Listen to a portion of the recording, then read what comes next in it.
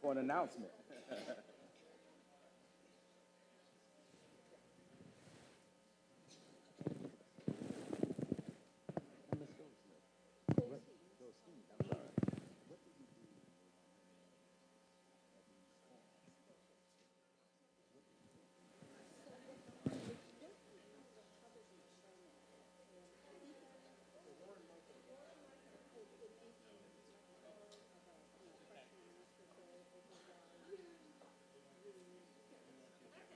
Oh, no, no.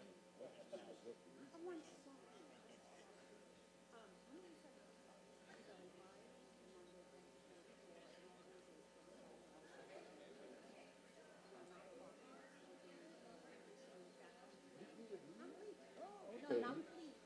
Ah, okay.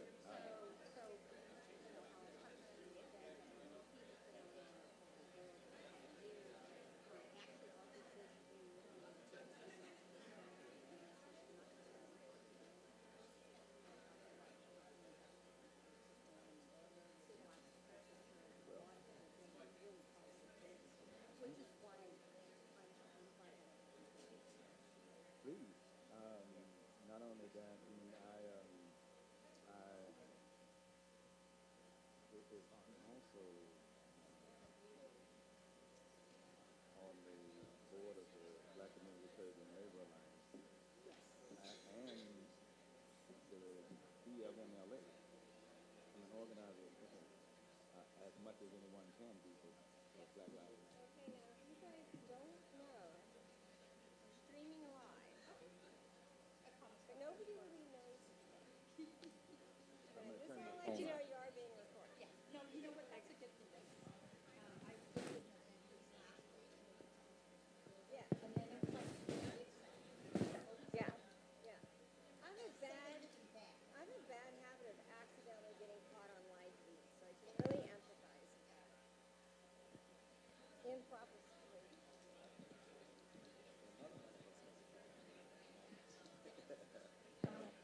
Yeah.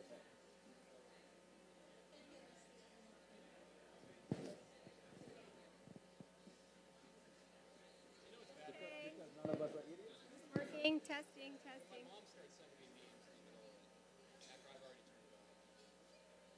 Am I going? Can you hear?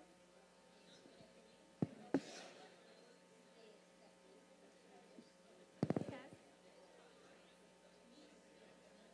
Test.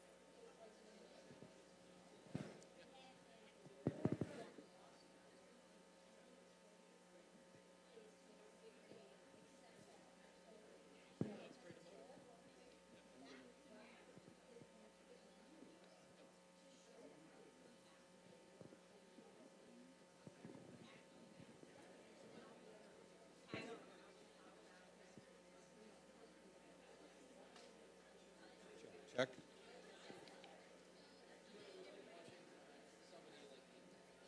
Check. 1, 2. Okay. Showtime. Thank you, everyone. Can everybody please take a seat? We have a few seats still open. We're waiting on a panelist, but I think we're just going to go ahead and move forward. Is that okay, Tom? Okay with you? So good evening. My name is Terri Carbaugh, and I'm here to welcome you. So on behalf of Southern California News Group, Long Beach Press Telegram, and Long Beach State University, welcome to the beach. Wow, that's impressive. So clearly we have an extraordinary audience here tonight, and we're looking forward to a lot of fun. So I want to welcome those of you who are here in the theater, but I also want to acknowledge that we are streaming live, and we do have an audience out there beyond these four walls. So I want to welcome those folks too. So before I get started, I want to go over a few housekeeping issues. We are encouraging, as you can see by the TV monitor, members of the audience to engage in social media as the conversation takes place. We're hoping if you do, you use the hashtag Prop64 and hashtag Vote 2016. And so in doing so, we can aggregate your posts and make sure that they're displayed up here for all of us to see. For those of you who need to gain access to the university's Wi-Fi, if you look at your program, we have included in the program a guest username and passcode, so feel free to log on there. And I also want to give a shout out to two really special people who helped make this evening happen tonight, and that's longtime Press Telegram icon, Rich Archibald, who's sitting down here in the front row. And our own professor of journalism, Chris Burnett. I think he's here somewhere. All right. And so do I call you Professor Burnett? I think Chris has brought a lot of his students with him tonight as well. So thank you for doing that, Chris. So also we have a dignitary here in the audience, and that's our Long Beach College Promise partner, Long Beach City College President, Eloy Oakley. If you don't know, President Oakley was recently appointed to serve as Chancellor of the California Community College System. That's not a small endeavor. There are 113 community colleges in the state of California, so it's a pretty big job. So congratulations to Eloy and welcome. So with that, I'm going to kind of get started. So less than a month from now, and on November 8th, we all will be entrusted with following through on our civic duty by voting on or before Election Day. In fact, many Californians are already starting to cast their ballots. So while voting to determine the next President of the United States is a significant decision, as we know if you watched last night's debate, there are many more issues at stake in the upcoming election that will shape our futures. California voters are facing a daunting number of ballot initiatives as they begin to cast their votes. 17 statewide measures and a handful of local measures, to name a few. So tonight, this evening's forum will focus on Proposition 64, the Adult Use of Marijuana Act, and if legalization of marijuana is good or bad for Southern California. And we will also discuss two local Long Beach measures, MA and MM. So we have an extraordinary lineup of speakers who are here tonight, including Long Beach's Mayor, Robert Garcia, and you'll be getting to know more about all of them soon. But before we get started on Prop 64 and MA and MM, did I say that right? I think so. I want to reflect on the significance of hosting this forum on a university campus. Tonight's forum is in part designed to explain a complex and rapidly changing electoral topic. Our panelists will be looking at all sides of this issue in an effort to help all of you cast an educated vote at the ballot box. But this forum also seeks to engage students in a broad discussion about why voting should matter to them. The average age of the undergraduate student population here at the beach is 22. These students belong to the millennial generation that is outpacing the baby boomers by 9 million people. Its sheer size points to the substantial role today's young people will have in shaping our nation's electoral landscape for decades to come. Yet, according to the Secretary of State, only 52% of eligible youth ages 18 to 24 were registered to vote in 2014. That's more than 20 percentage points lower than any other age. And only 8% of eligible youth cast a vote on or before Election Day. It was a historic low for California. So, well, it's not dark. For the first time in state history, Secretary of State Alex Padilla, CSU Chancellor Timothy White, and the California State Student Association have launched concerted efforts to turn these numbers around for the better. They're doing it through the California Student Vote Project. And I want to take a minute to give a round of applause for our student volunteers who are here tonight from the New Voters Project and the Associated Students Lobby Corps, and they're registering voters as they come in and out the door.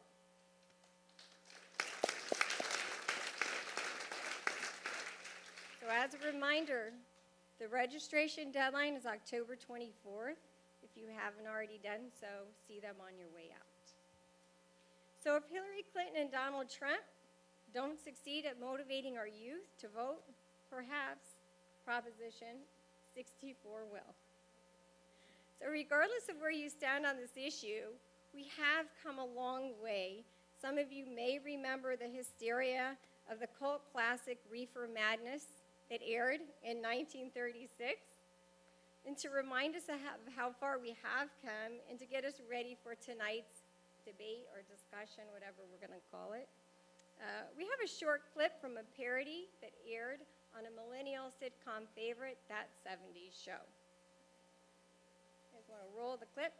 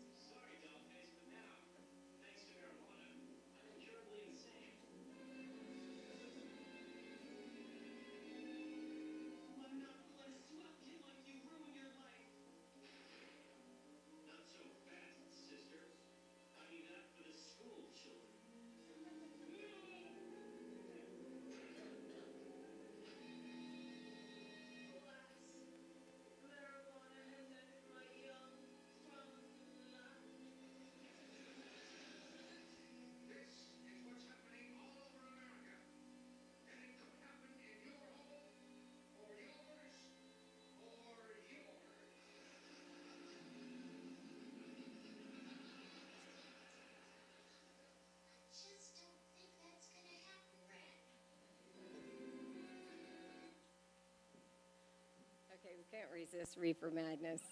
So anyway, so by a show of hands, how many members of the audience are students tonight?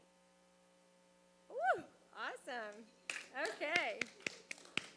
Very good, very good. So now it is my privilege and honor to introduce Long Beach Mayor Robert Garcia. He really needs no introduction around here. Mayor Garcia is one of our alum and a millennial yourself, I believe. Awesome. Okay, Robert Garcia.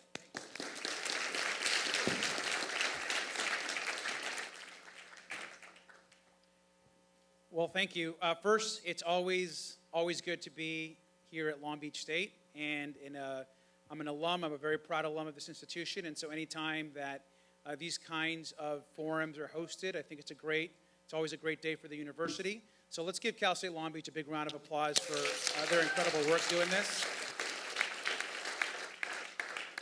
Let me also, of course, thank all the partners, the Southern California News Group, the Press Telegram, of course. It's really important that our media organizations also host these kinds of events to give voters, to give people that are interested an opportunity to have a constructive conversation about issues that are facing our state, in particular this issue, which is a big one across the state of California and certainly here in the city of Long Beach as well.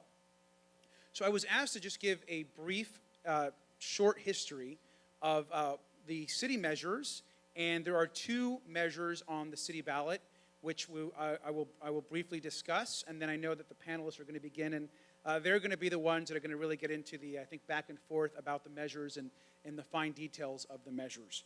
But as you all know, Prop 64 is on the ballot from a statewide perspective, and there are also two local city initiatives that have to do with this marijuana question as well, which are Measures MA and Measures MM.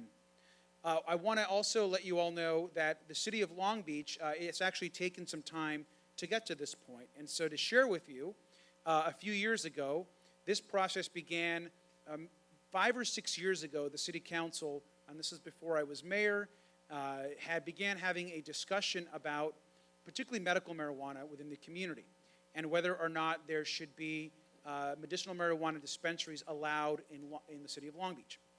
As part of that debate and discussion, the city council ended up voting, and at this time I was now on the city council. The city council ended up voting on a document, an ordinance that actually allowed medicinal dispensaries that was highly regulated, but allowed dispensaries within the city of Long Beach. That process and the process that came to the conclusion of that ordinance was then taken to court. There were a variety of folks interested in the issue. The judge threw out the ordinance that was adopted in the city, and so the city reverted back essentially then and had a ban in place at the city of Long Beach. And so I say this so it's important to know as some context to the discussion you're going to have today that the ban that is currently in place currently exists for medicinal marijuana within the city of Long Beach. Since then, there have been numerous conversations at the council level. There have been a variety of citizens involved in this issue. There was a task force that was formed. There have been countless hours of debate on this conversation.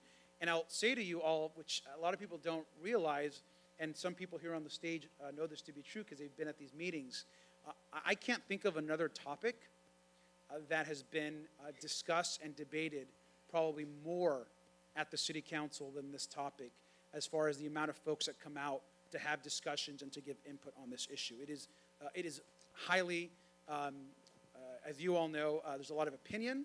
People are very interested in this topic. And so out of this ban came an additional attempt at the council level to try to, again, put together a regulatory framework for medicinal marijuana within the city of Long Beach. That effort could not meet consensus on the council, and it failed the council. So that ban that was put in place, going all the way back to that initial court process, was still in place. And so because there was not consensus on the council to put a regulatory framework in place, two efforts began. And I think the first effort was a citizens petition effort. And so a lot of the kind of advocates, a variety of people that have been interested in this topic, put together a petition drive, separate of what was happening at the city, to get enough signatures to put a ordinance and really a ballot initiative on the ballot. And so this now begins where Measure MM gets its genesis. And so the citizens go out, they say the council couldn't meet consensus, couldn't pass an ordinance, so we're going to go out and try to get signatures. And so they go out, they get signatures separate of the council process, and they collect enough signatures. Signatures are verified, and they were able to put Measure MM on the ballot, which this November, besides this question, which the entire state of California is going to have, voters will also see Measure MM, which was the citizens petition. So what is included in Measure MM, which is it's a regulatory framework for medical marijuana in the city of Long Beach. The first thing clearly it does, of course, is repeal the current ban on medical marijuana that exists.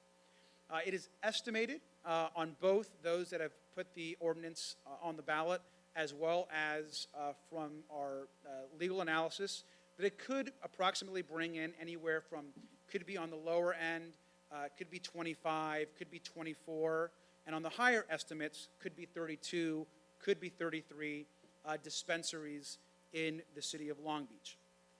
There are a variety of measures as part of that. For example, it's not zoned in residential. There's a 1,000-foot buffer from other dispensaries. So if dispensaries can't be 1,000 feet within each other. There's also a 1,000-foot buffer from schools or beaches. There's also a 600-foot buffer from parks and libraries in Measure MM.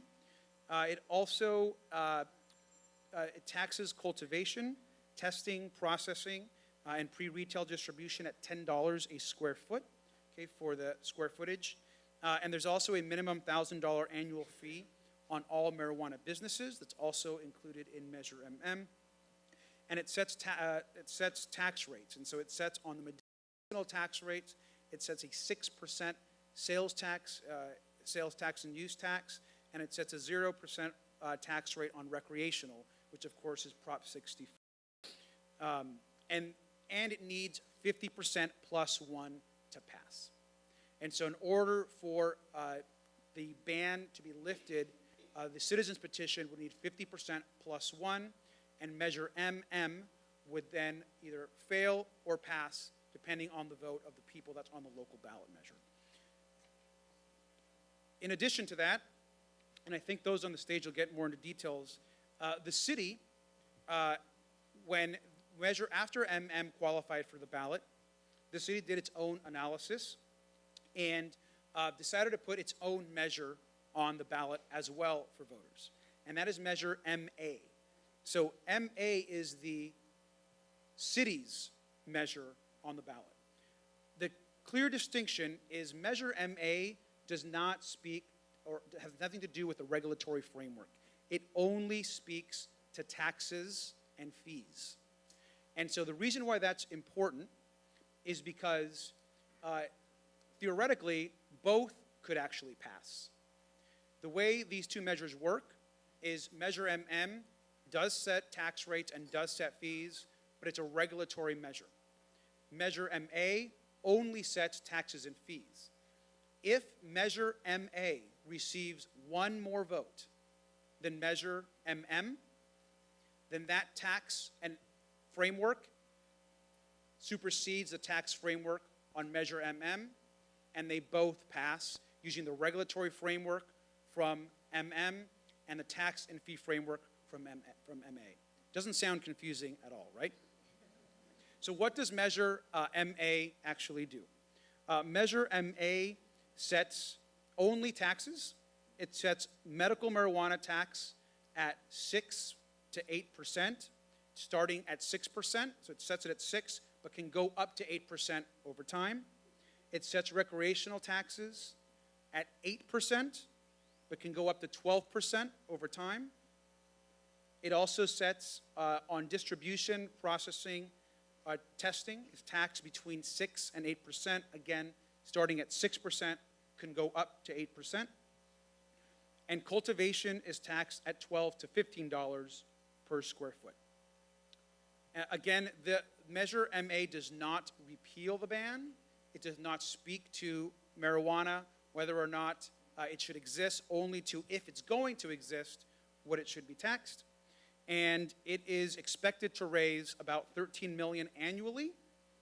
And 13 million number was developed by finance staff, which is what the city believes it would cost the city of Long Beach to do all of the public health enforcement and public safety management of that. And again, it needs 50% plus one, and in addition, it needs one more vote than Measure MM. And so to conclude, MA, of course, only goes into effect if Prop 64 and Measure MM actually pass. So if Prop 64 and Measure MM didn't pass, Measure MA essentially sits on the shelf because there's no taxes to collect on the regulatory side, if that makes sense.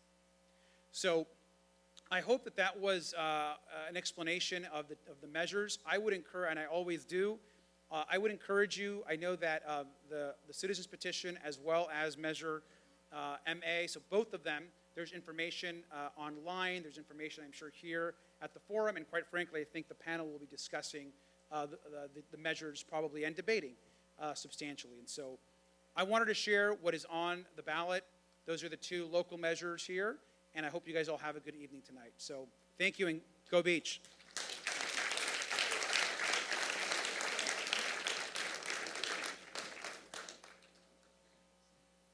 Good evening, everybody. I'm Tom Bray, freshman, poli-sci. Couldn't get into the film program, but it'll do. No. My name is Tom Bray, and I'm the senior editor at the Press-Telegram and the Daily Breeze, and also the managing editor for Southern California News Group for content. Southern California News Group is a co-sponsor tonight. We want to thank our friends at Long Beach State University for giving us this great room and a whole lot of endless hours of planning and strategy and just plain old-fashioned sweat to put this on tonight. So I'd like to say thank you to Long Beach State. Can you all hear me okay? No, you can't hear me okay? Would it help if I spoke louder? Does that help enough? Okay, we'll give that a shot. Usually people don't say we can't hear you, that's a bad thing, but we'll work with that. But, thank everybody here for coming. As I said, I want to thank Mayor Garcia for being here tonight. And I also want to thank a whole bunch of folks at Southern California News Group who helped pull this on. I think those of you from Long Beach, and I know a lot of folks are here from Orange County tonight, you don't necessarily know what Southern California News Group is as an entity, but they're the parent company of the Press-Telegram here in Long Beach, of the Orange County Register over in Santa Ana and all of Orange County. And let's see if I can riff through this real quick. The Press-Telegram, the Daily Breeze, the Los Angeles Daily News, the Pasadena Star News, the Whittier Daily News, the San Gabriel Valley Tribune, the Inland Valley Daily Bulletin, the San Bernardino County Sun, the Orange County Register, the Press Enterprise in Riverside, and the Redlands Daily Fax. That's when you're supposed to applaud. I cheated, I wrote them down. But I can do that from memory too. But that's Southern California News Group, devoted to journalism in Southern California. We're owned by Digital First Media, which is a nationwide group. So we continue to publish the print publications here in town. We're also very devoted to interactive media on the internet, and that's where you'll see a lot of our work being done. And we're real proud to be maintaining and growing community journalism. I'd like to say that although we all know it's no secret that print journalism has declined in recent years, we have more audience than we've ever had because of the electronic medium. So we're happy to be devoted to journalism and seeking out the facts and the truth. So we're very glad to be a sponsor tonight. Tonight, we are aiming for a thoughtful dialogue and to provide some information on an important issue to the electorate in California. We are aiming for a discussion, not a debate or a showdown. Now, everything you've been seeing on the national campaign landscape, forget that here tonight. We're not going there. With a little applause there? That's okay. That's okay. If there's anybody who wants to admit that they're dissatisfied with the tenor of the debate these days, that's okay. But tonight we're going to take the high road. Absolutely, positively, no pun intended. So that's it.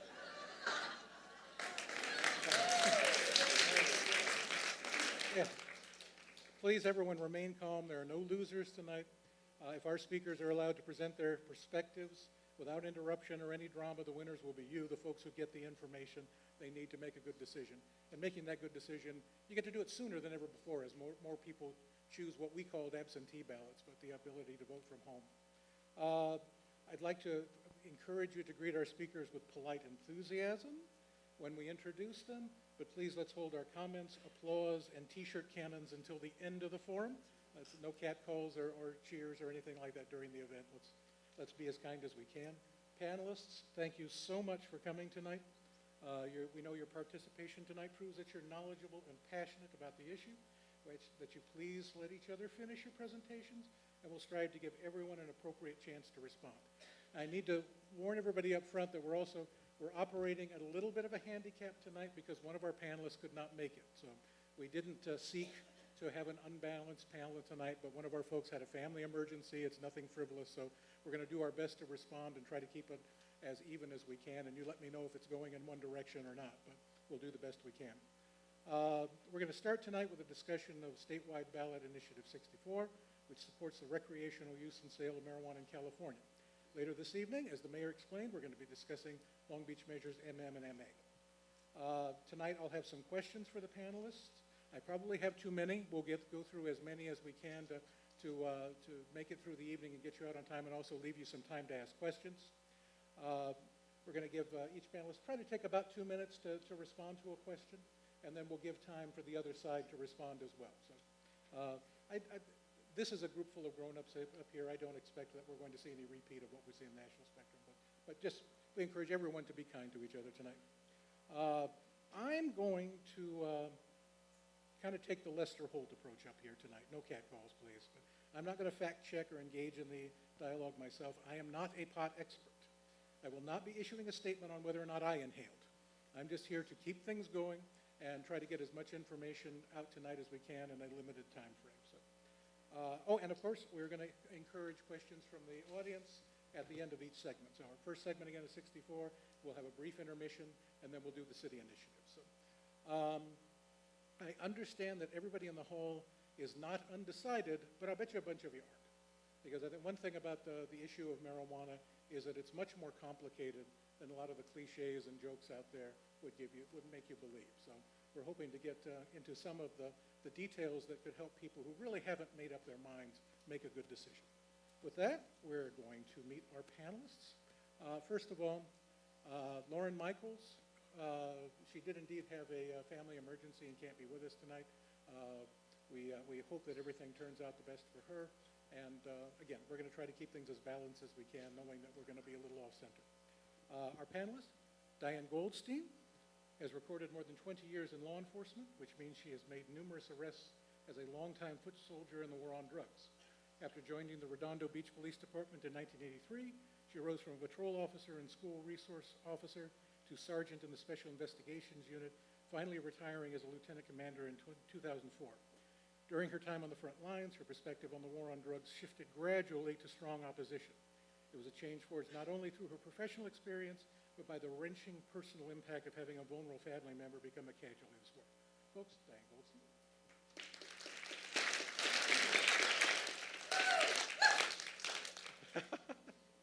You brought ringers.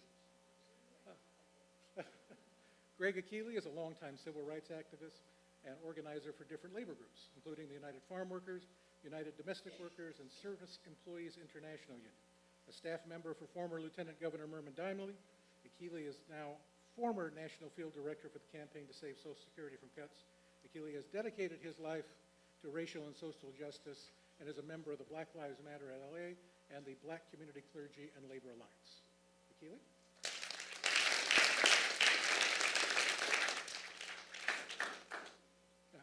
Those folks will be speaking for Prop 64, speaking against Prop 64. This is the bravest man in the room right now because he's going to be speaking alone during this segment of the panel. Andrew, thank you so much, and we'll make sure that you get equal time, even though there's only one of you. Andrew Acosta is a veteran political consultant and media relations expert dealing in initiatives and campaign management. He's a key spokesman for the No on 64 campaign. In 2004, he launched a communications firm with former White House staffer Roger Salazar. A 1991 graduate of UCLA with a bachelor's degree in political science and government, Acosta lives in Sacramento. Andrew? Those two other handsome gentlemen at the end of the panel are going to be talking to us during a Long Beach segment, and I want you to cheer them during that segment. Thank you for your patience, gentlemen, until we get to you.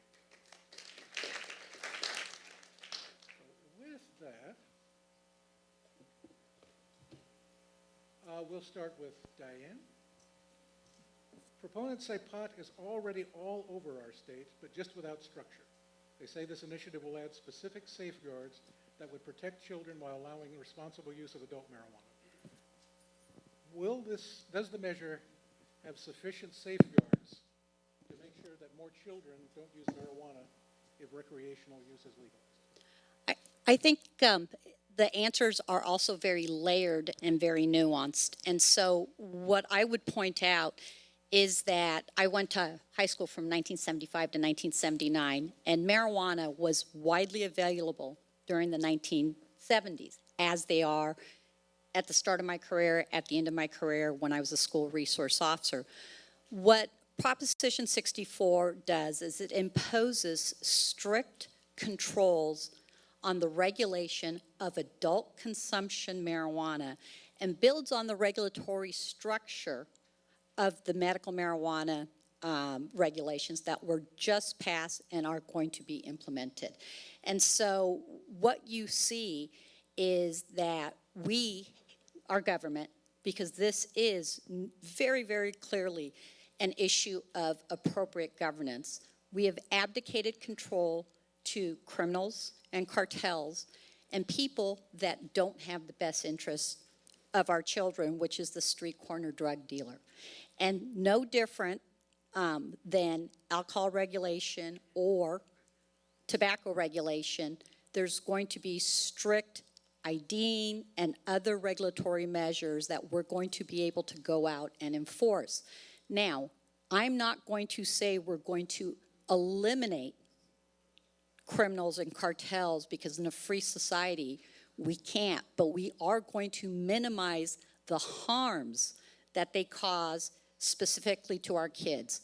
One of the other things that this measure does, and does very well, it provides the funding to set up youth education, prevention, drug treatment on demand, in order to, really similar to the tobacco cessation programs, so we can continue to push down marijuana use amongst our children, just like we've done alcohol, smoking, and teen pregnancy.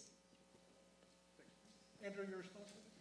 Yeah, so there's a gentleman at UCSF in San Francisco, Professor Glantz, who is an expert on tobacco.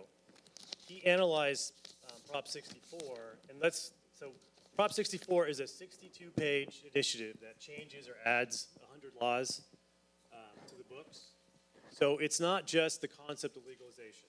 So let's just make sure we know, if you look at your ballot pamphlet, what you're actually voting on, because there's a whole lot going on. Professor Glantz did a pretty in-depth analysis of the initiative when it came out, and he viewed this as, if we were targeting tobacco, we would not allow a lot of the things in Prop 64. There are advisory councils set up under the initiative that have marijuana industry folks on those councils. We'd never allow that tobacco. He had some strong words about how they define and how they handle advertising to kids. Because one of the things that the initiative does, which was a calculated move, is they put in television advertising into the initiative. And now we've fought, I've been doing debates with the proponents all over the place, and their lawyers said, well, that's forward thinking. Well, forward thinking means this is a way to make money. And the reason we're even having this discussion about this initiative is that Gavin Newsom, the Lieutenant Governor, and ACLU put together a blue ribbon commission. They went around the state to get input. The first thing that came back on the recommendations was, do not allow this to become the gold rush. If you Google gold rush and marijuana in California, there's probably 50 articles about people who are coming to California to make money, buying land in Northern California, moving out from Colorado because they've started the Colorado movement and now they want to make money in California, which is fine. And I've had a lot of conversations. People say, what's wrong with that? That's different than what we're hearing from the proponents about social justice, because people see this as, this is the next big wave and the next big market share. How many people here know what Weed Maps is? So I've been doing a lot of editorial boards, and most of you know what Weed Maps is. Most of the editors of the papers I've gone to, they're older. They have no idea what Weed Maps is. So Weed Maps has given $750,000 to the initiative. And I've said to the proponents, if this is not about making money, why would you take that much money from Weed Maps, whose goal is to make money? The guy who started Weed Maps has said, I want to be the Philip Morris of pot. Again, nothing wrong with making money, but let's just be honest about what the initiative is going to set off. A lot of people making a lot of money. Can I respond to that? So, number one, Justin Hartfield is no longer with Weed Maps, and what Weed Maps is a Yelp review of the medical marijuana industry. Justin Hartfield, in implementing or in putting money into this initiative, did it very, very strictly, not because he's going to be the next Philip Morris, but because of the social justice issues that are inherent in our failed drug war. But I want to talk about the big marijuana and the big money, which our proponent or our opponent always brings up. One of the things that they never mention, though, is a lot of the governmental resources that have in fact been put towards the no campaign, whether it was this or Proposition 19. So as an example, I pulled taxes from a nonprofit called CADFI, California Drug-Free Youth, whose executive director also is the demand reduction director for the California HIDA, and who in fact is the fiduciary agent and funding mechanism, one of them, for Smart Approaches to SAM, which has donated to this campaign. And so we have reports out there by governmental organizations that are cherry picking and using confirmation bias to say that the adult consumption control and regulation is out of control, and they're doing kind of apples to oranges comparisons. So this proposition very clearly, number one, doesn't allow large licenses for 5 years. And in fact, the intent of the initiative is to promote public health. Not everybody's going to get licensed, and there's micro licenses for the small cottage farmers based kind of on the wine industry. So, you know, there's Gallo, and then there's, you know, Mendocino, where you can go up and do a bed and breakfast type of winery, or on craft breweries. So that's a 30-second soundbite that really doesn't explore the real layered nuances to what control and regulation is.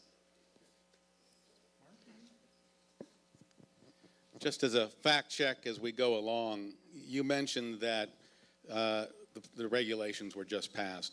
The regulations for the state of California won't be around till 2018. And so whatever passed, but the actual regulations to regulate what will be adopted, if it is, will not exist till 2018, just as a fact check. Yeah, ladies and gentlemen, that's Marc Greenberg, and Stefan Borst-Censullo would like to say, these are our second half, but they can't stay out of the break here. Marc. Are we good here? All right. Marc is right in the sense that there will be no statewide regulations in statewide licensing until 2018. That's when the good. All right.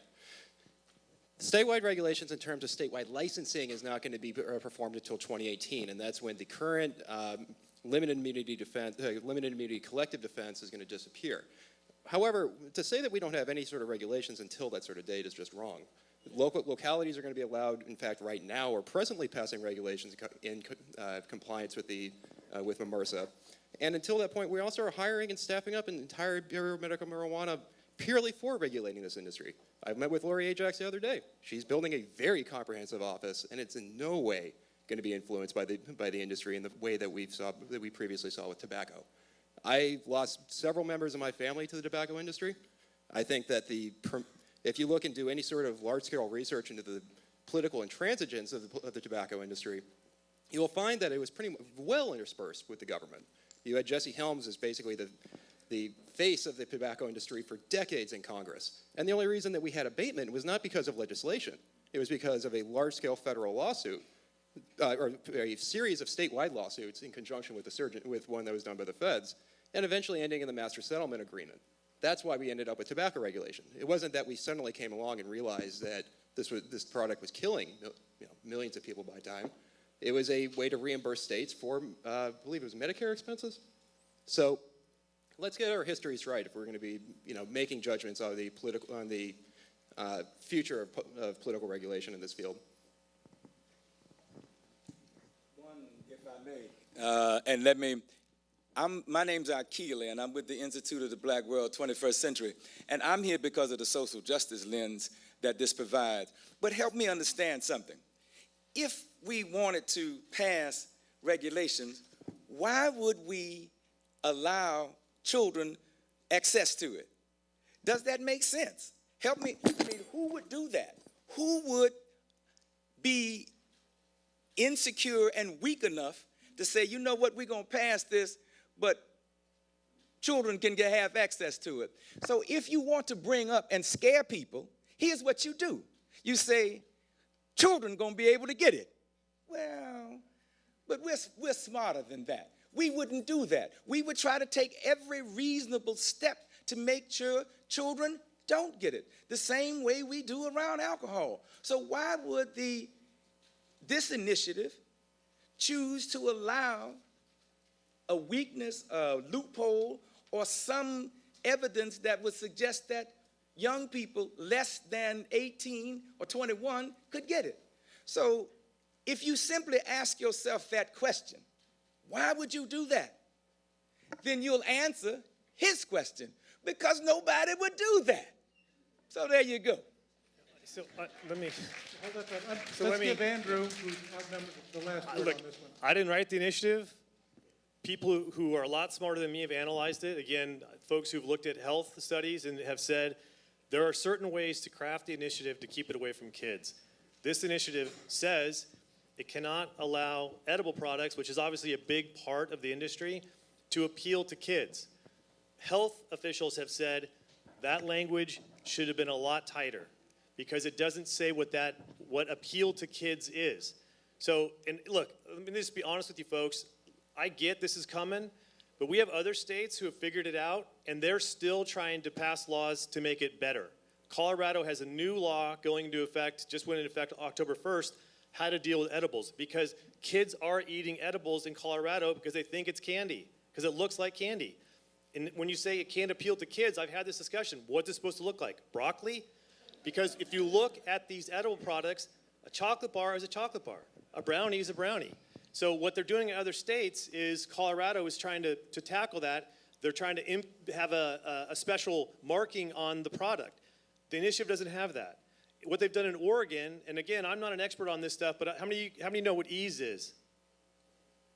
So ease will deliver it to your home, marijuana to your home, and their goal, 15 minutes or less. Washington, Colorado do not allow home delivery for recreational. Now I can see it for if you're sick, that's great. But why would you have home delivery in 15 minutes or less? Now the founder of Ease was on a program of the week talking about how he's going to grow under Prop 64, and they asked him what the number one product, the number one strain is. It's Girl Scout cookie. That's the name of the strain. So what Oregon is doing is banning all those. Prop 64 doesn't do that. So I'm just saying what the initiative does and what we're voting on is an initiative. If we were doing it legislatively, which is what we were talking about with the medical marijuana bills that were passed, everybody had a seat at the table. But everybody moans about the initiative process because you got 17 initiatives on the ballot, and you heard the mayor of Long Beach discuss MM and MA, and we're going to have a quiz on that before you leave because there's a lot going on there. My point is there's a right way and a wrong way. They're jamming this through because a bunch of people want to make money. You could do it legislatively. Let Colorado, whose governor said, let us get it right first. The DA in Denver said, I would wait. The Attorney General said, let us get it right first. But we're not waiting. We're running forward before the other bills have all taken effect. Thank you. No, we're going to move on to the next question. One thing. Maybe just a quick question. Quick question too. Well, hang on. No, You seem to indicate that you agree that 18-year-olds should not have marijuana. Is that right? Yeah. So why do you think the Long Beach initiative allows home delivery to 18-year-olds? Do you agree that that is a bad idea? Because that is the Long Beach initiative, home delivery to 18-year-olds. Do you think that's a bad idea? I'm asking. No, I'm going to answer it because I understand that home delivery to 18-year-olds means you have to be a qualified medical marijuana patient. But you're only 18 years old. No, but if you are a 18-year-olds qualified can't medical do it. marijuana patient, Panelists, now, everybody. yeah, I'm asking if he agrees that that's a bad idea. they're qualified medical marijuana let's all be patients, not seated. adult consumption. Okay. First, I know that I'm going to get my steps in tonight. A couple of things. First, I think that to bring up a Long Beach issue, when we're talking about a national issue, is while useful but not helpful. You understand what I'm saying? So yes, if I knew more about the Long Beach initiative, then I would have something to say. But quite frankly, I'm here to talk about Prop 64. So I'd like it, at least for this phase, for you to keep it on 64.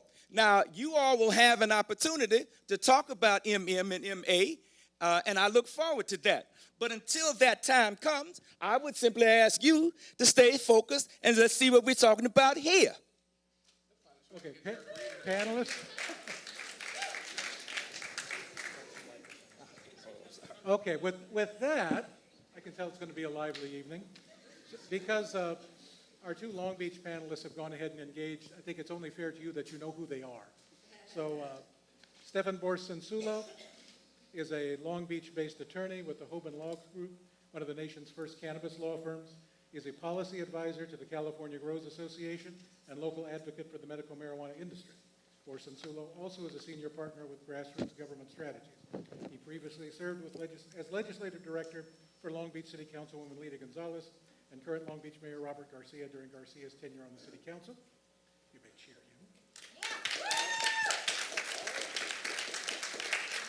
And Marc Greenberg, who just tore down the wall between Part 1 and Part 2, is a former federal prosecutor for the Central District of California. He's now in private practice concentrating and helping clients with white-collar criminal defense, environmental, workplace safety, maritime and energy issues, and business disputes. He is chairman of the American Bar Association's White-Collar Crime Committee for Environmental Crimes. Marc. Now, having introduced all of our participants, I would like Marc and everyone else, let's stay on 64 the first half and we'll get to Long Beach, okay? Not that we don't love Long Beach and our own issues, but let's stick on 64. With that, I've lost my place. And these were particularly well-crafted questions. I'm going to let Andrew start this time. And I'm going to pick this question because it goes along a thread that you just started. If it legalizes marijuana, California will not be the first state to do so. Is the timing ideal because we can learn from such places as Colorado and Washington? Or is California so different and so complex that it makes little difference? Well, like I said, the Colorado experience is still playing itself out. The way they did their initiative was, unlike this initiative, which is 64 pages and 100 laws, they put a framework in place and let the legislature and the regulatory agencies craft it. So they're still working it out. And what you see in Colorado, 70% of the localities have said, we don't want the recreational cultivation dispensaries in our neighborhood, which is fine. But what they're figuring out is what they didn't have before is the ability to home grow. And under Prop 64, you can grow 6 plants per adult in your house. What they're discovering in Colorado now is that people are using the home grow for the ability to grow 60 and then move them to Missouri or Oklahoma and other states that don't allow for marijuana. So they're still trying to work all this out. They've obviously seen an increase in DUIs, or impaired driving, I should say, because of this. So it's definitely something that the localities are trying to sort out. There are cities in Colorado who are now putting it on the ballot to opt out of recreational because they've seen problems. Pueblo, which is a working class city that had quite a few dispensaries come into town, and now people are saying, hey, they're bringing us stuff that we didn't like. So they're putting a ballot measure forward to put this on the ballot to opt out. So what does this mean? It means that other places have not yet figured it out. So again, for some of this is, can we let the other places sort it out? We've had medical marijuana in California for 20 years. It took a long time to come up with a regulatory reform structure that was just passed and signed by the governor in 2015. So again, that is kind of what we hope our legislative process is that people sink their teeth into the details and do it in a collaborative system within the walls of the Capitol so we can actually know what's going on, versus an initiative that comes forward and we're stuck with it. And after the fact, I mean, people have come and said, that you should have changed this, why'd you do that? It's too late. You're going to have to vote on the whole thing. You can't pick off the menu for the initiative. Actually, that's incorrect, because this initiative, first, two things. You're doing apples to oranges comparison, because in Colorado, it's not, people are growing 60 plants under their adult consumption. They're doing it under their medical marijuana provisions that allow care. No, don't interrupt me. Well, that's not what the Attorney General said. Okay, but I'm telling you that I was up there. Okay, I've spent a lot of time in Colorado. Is that medical marijuana patients, people who are caretakers there, can grow up to 99 plants. And so that's one of the big issues is we, number one, only allow 6 plants per household here. And they're also, a city can't ban an indoor grow, but a city can, in fact, regulate it. Now, let me talk about the Colorado DUI, and let me read you a quote from a newspaper article. He talks about how DUIs are going up in Colorado. One of the things that a State Police Sergeant Rob Madden, in an article in the Las Vegas Business Journal, said he doesn't think people are driving stoned more often. Instead, he said state police officers and other police officers are better trained to spot marijuana impairment in drivers. Madden says troopers have learned more advanced detection techniques, such as looking at breathing patterns and skin conditions, and thus they're missing less, and they're strategically targeting people that should not be on our roads. And they did it because there were taxes and revenues that were given to law enforcement to, in fact, do enhanced training and protocols, exactly what this initiative does. So yes, I expect, because I trust our professional law enforcement officials, to step their game up and with better training and money, go out and protect our communities and make them safer. Just to keep us on track, Andrew, to give you a chance to respond. Sure, I'll just do it quickly, because the initiative does throw money at law enforcement. Law enforcement, the CHP, the police chiefs, the sheriffs, local police have all come out opposed. They have put money in the budget to study what makes, how do you go after someone who's stoned? And how do you, there's no breathalyzer for a stoned person driving. So they have to use an impaired driving, visually.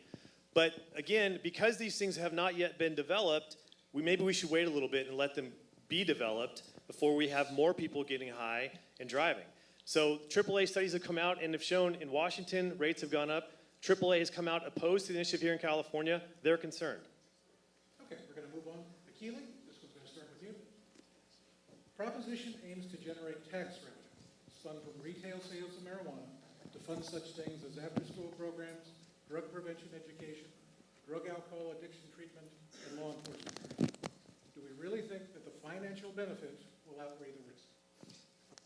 And let me start out by saying part of the reason, 90% of the reason why I'm here with the Institute of the Black World, because we 5 years ago, the Institute 5 years ago, took on this so-called war on drugs. And we saw it was devastating our community. We saw that while drug use is about equal, that is among blacks and others, we were being arrested and prosecuted and convicted at abnormal rates, twice the rate, 4 times the rate. Thank you so much, Doug. 4 times the rate. And you had to start asking yourself, what's happening? Why is that the case? Well, maybe it's the water we drink. Maybe it's the air we breathe. But something is happening that allows us to be prosecuted, convicted 4 times more than any other people.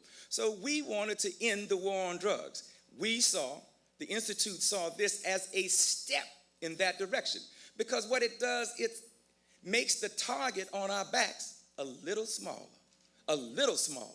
And so if we can do that, much of what you just talked about begins to help us repair the harm done to our communities. So part of our support for Prop 64 is really not around marijuana. Hey, that's a personal choice if you choose it. But it is around how do we stop and end, or at least take some steps to end the war on drugs, because we are paying a devastating price. If you ask me, the war on drugs is working well. If you say how many people are locked up, and you look at the number of people that are locked up, and you see that it's us, disproportionate to our population and in society, you would say it's working well. But to our communities, to the people who are being locked up, it's not working at all. So those provisions that you talked about, including, and for many of us, this is critical, sentence reform. So that there are some of us who, for some reason, wound up getting in county jail for a year for possession. Now maybe we can get out in 3 months. And if that will help that sister or brother get out a little earlier, I'm for it. Because they can return to their communities and make contributions. This war on drugs has failed us, and we have been the communities, unfortunately, devastated by it. And when you live in a society like I live, where we are faced with 3 things: mass denial, individual bigotry and institutional racism, we are going to be punished disproportionately. And whatever we can do to reduce that, we should do it, and Prop 64 gets us on that road.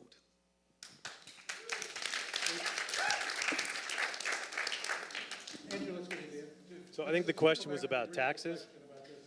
Yeah. Well, it's unknown. I mean, we don't know what the health impacts are going to be. Again, what they're seeing in Colorado with, more kids eating edibles and ending up in the emergency room. It's unknown. But here's the thing: not one dime goes to schools.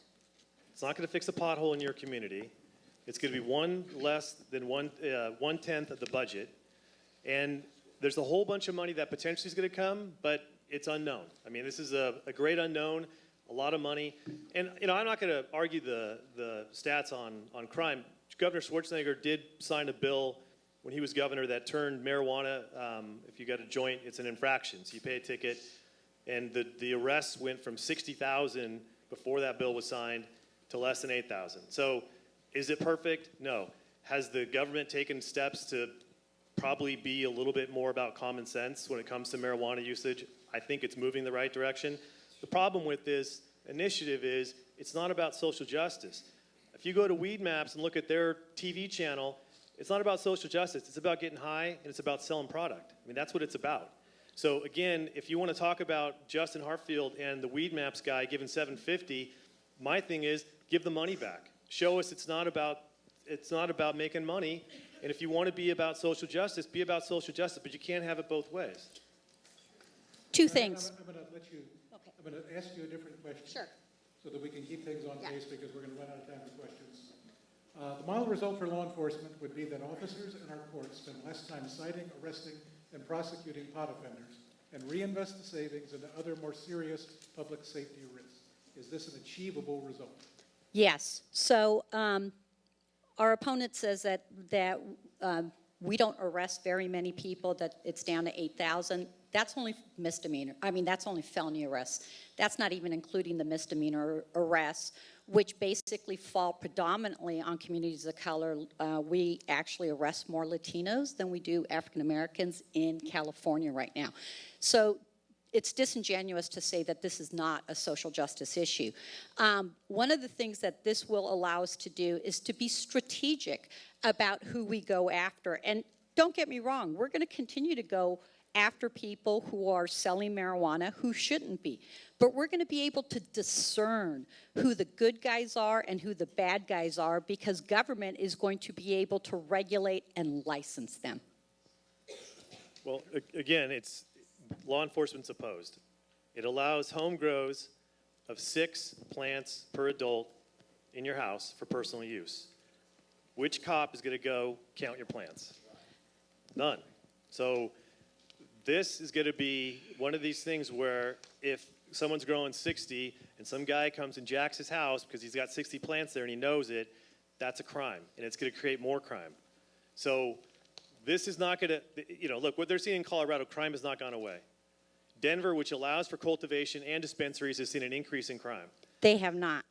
I have the crime stats. I talked to their DA. I have the crime stats. I'll bring the DA out next week, okay? What incentive would a DA have to talk about rising crime stats? Okay, hold up. I'm sorry, but law enforcement has a budget. We're going to transition over to questions from the audience. So, folks, do we have our microphone? Do we have our one of our students is going to come around with a microphone so that we can get your question? Check. Are we ready? Okay, raise your hand if you have a question. And please, questions only, not statements, don't join the panel. Just questions only.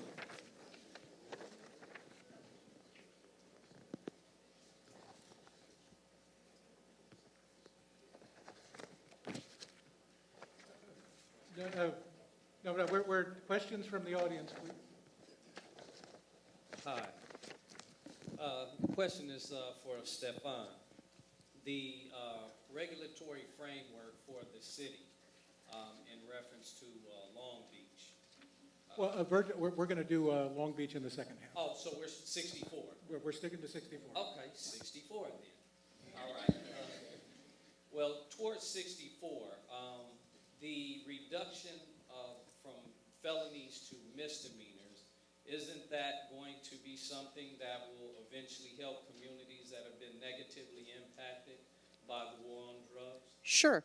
One of the things that every student here fills out federal aid to student loan, correct? You can lose your federal aid to student loan if you've been convicted of any marijuana offense. And so by helping people to expunge their records or to reduce them, we give them the opportunity to finish their education and to become employed. Andrew, do you want to respond to this? Okay, this young woman here has had her hand up since a half hour before we started. So make sure she can answer questions. Your microphone's coming. I have a question about, you're talking about the initiative. Since the legislature didn't get their act together and pass something, the people took it upon themselves to put on the ballot. But if it passes, can it be tweaked by the legislature, or does it have to go back to the whole initiative to say, take edibles away or modify it? Any modification? So there's two things. One is the legislature didn't attack this problem. They went after medical. So that's how we had the bills for medical. And yes, this initiative was put on by the people and some rich people.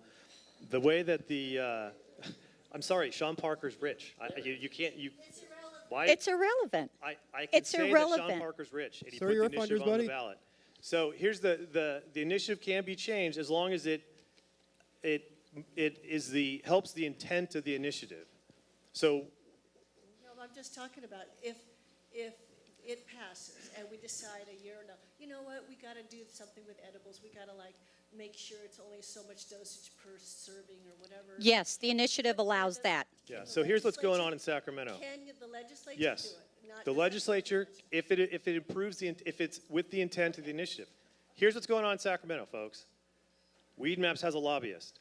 The people who make edibles just hired a lobbyist. These people are not going to fight. They're going to fight to make money. They're going to continue to keep a foothold to make money, and that's what it's about. And if you, I'm happy to give Diane all the information on who has a lobbyist because she knows who they are. I Some of them do, work on and the so do the campaign. cops, and the cops have lobbyists, and that goes outside of our It's- mission and our It's ethics in law irrelevant. enforcement. It's irrelevant. Right. My question was just about As long as it improves the intent of the initiative, right? Okay, we're going to move on to the next. Thank you so much, ma'am, for your patience. You're being disingenuous. Hi, Hunter Lee. I'm a student here at Long Beach. The first fiscal year that marijuana was legalized in Colorado, there was a $72 million tax revenue from marijuana, and which almost doubled alcohol's $40 million. Do you expect similar results in California should it be passed? Yes, I think that they are expecting that the industry is going to grow in a controlled fashion because the regulators, with the intent of this initiative, also have to look at how many licenses. Is the market oversaturated? And let me say, lastly, the city of Long Beach, if they don't want an adult consumption dispensary in their city, they don't have to have it. We left dual licensing that allows cities to do what they choose to do, whether to ban or to regulate.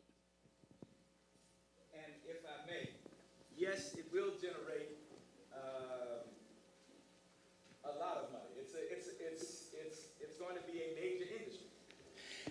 Up to $50 million of it will go into communities most impacted, black communities, by this so-called war on drugs. There are three reasons why the Institute and many of us have decided to support this. One, sentence reform. Two, community investment. And three, it provides for formerly incarcerated to actually get into business. So from our vantage point, unlike what I hear, which is let's wait and see how it gets better over there, let me ask you, if your doctor said to you, you're sick and we got to take care of you, and you said, yeah, but wait until they take care of them people over there before you take care of me, you would say, no, let's try this. This is what people would consider progress. So we learn from Colorado. We learn from Alaska. We learn from Washington. We learn from all the other states that's done this. We are not suggesting perfection. What we're suggesting is a better way to do it than it's done now, because the alternative is simply to leave it like it is now, to keep the target as big as it is on our backs, and continue to arrest us at the rate we are. So if I'm given a choice between the two, I'm going to choose to lower the target and use that money to rebuild at least portions of our community. Okay, let's move on to the next question. I have a couple questions. I'll throw them all out, and then you can go from there. The question came up about edibles and, you know, the children. Well, what do parents tell their children about pills and alcohol and cigarettes? Aren't they supposed to be controlling that? The next question would be, since marijuana has been a medicine for over 5,000 years, and we've already waited 20 years since Prop 215, how long do you expect to wait? How long is this going to be put off? And then... well, let's see if we can get one of those questions answered. Okay. So let me answer the 20-year question. Hang on right there, because I'm trying to keep this balanced. Andrew, can you please start? On the edible question, I'm a parent. I have 2 kids. If I left a cigarette out, my kid wouldn't smoke it. If I left a beer out, my kid wouldn't drink it. If I left a brownie out, she'd eat it. Okay. I'm also a parent. I'm also a dependency lawyer, which means I've helped out, both for the Orange County Public Defender's Office and also in private practice, I've defended the parents who have been caught up in the war on drugs. And let me tell you, it's not an issue that we're punishing parents for per se negligence when it comes to use of marijuana particularly. Instead of what it is, it's being used as a secondary measure when the police cannot sustain criminal charges against people, usually in the industry or kind of growing on the side. So they press and they take away their kids. And it's really bad because the legal standard for taking away somebody's kids is not the same for convicting them of a criminal offense. And it's very hard to get them away, to get the kids back afterwards. And that's what Prop 64 does. It provides parental rights for qualified medical patients who also have children. And yeah, I can tell you right now, your kid's going to smoke that cigarette. Maybe not now, but maybe when they're 18. They're going to get curious. But you know why they might not? Because for the last 20 years since the Master Settlement Agreement, we provided money to 2 schools for anti-smoking initiatives that focus on a public health abatement. We do not glorify cigarettes. The cigarette companies were forced to because they lost these lawsuits. And they were forced to admit for years that they lied about the deleterious effects of their drug. And as a result, they have to pay every single year billions of dollars out of their own profits to tell children not to smoke. And that's why most of these children in the audience right here don't smoke nearly at the levels that my generation did when I was in college 10 years ago, because we succeeded. And now we're taking that same model and we're providing it to marijuana. Okay, we're going to hold up right there. Thank you for your questions. I'm trying to keep us on schedule, so no more questions right now. We're going to try to bring to a conclusion our first half of the evening. Thank you, panelists, for so much. We're going to really quickly. All right, go ahead, sir. Go ahead and shout your question out, sir. The question is, do you believe that a small possession of marijuana is a crime? I've been using it for 60 years, and I'm not a criminal. I know it's not a crime. If you think it is, please explain to me, where is the crime for possessing marijuana? Okay, hold that thought. Audience, now. Well, you promised. Okay, hold on.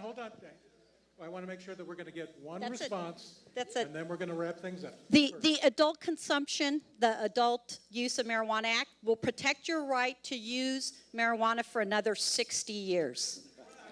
There isn't. That's what I'm saying. It's going to protect your right. Diane? You won't anymore. Andrew, hold up, folks. And we'll help you get it up, and we'll help you expunge your record the day it passes.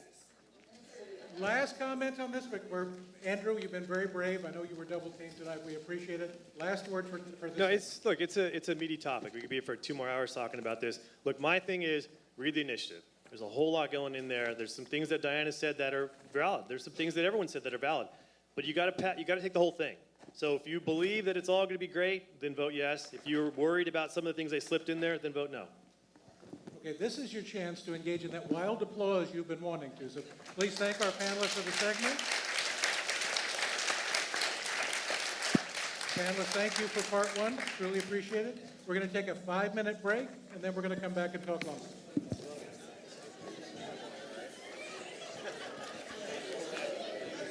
So, 252 crimes in Denver. 252 crimes, and that was it.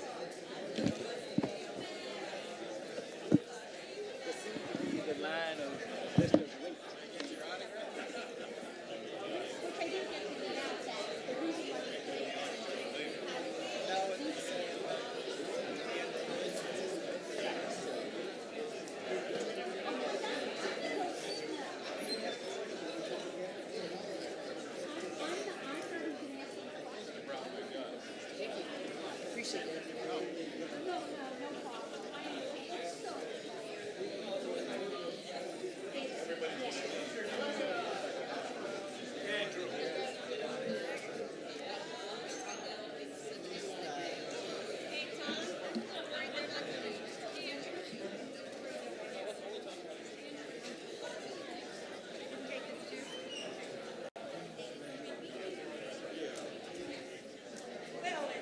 Mic check 1 2. Okay. Test 1 2. Mic check 1 2. Can I have Test 1 2.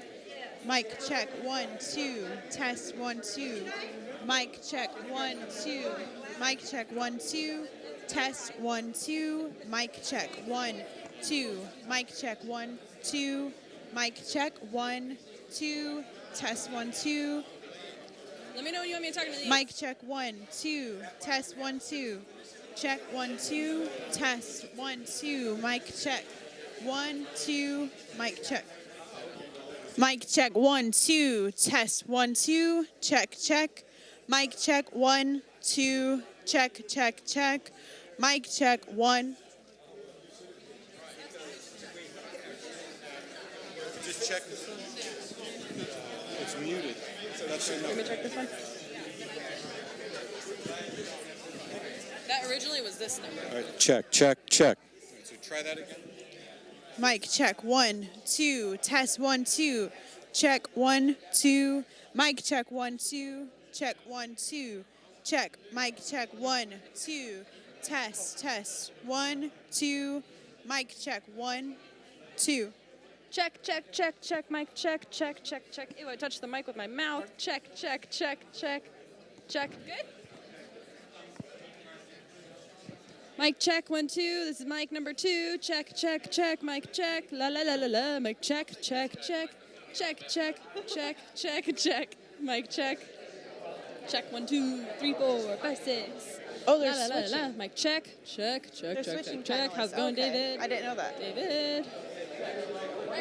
Mic check 1 2. Test 1 2. Check 1 2. Mic check 1 2. Test 1 2. Check 1 2. Mic check 1 2. Test 1 2. Mic check. Folks, if you can please take your seats, we're going to start back up. We're already done, huh? One of these is like... Yeah, no, we were done with our break. Somebody cranked this one up. Oh, is that why it was working so nice? This is too much, yeah. The hell with it.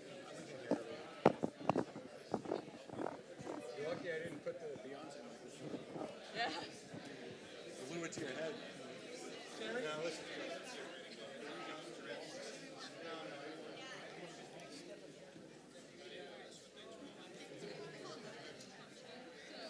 Well, there's only going to be, I think, 2 of us now. Everybody else is leaving.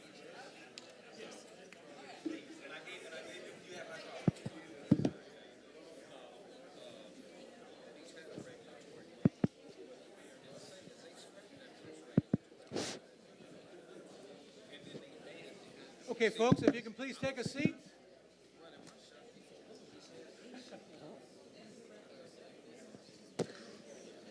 Let's get back into our seats so we can get going again.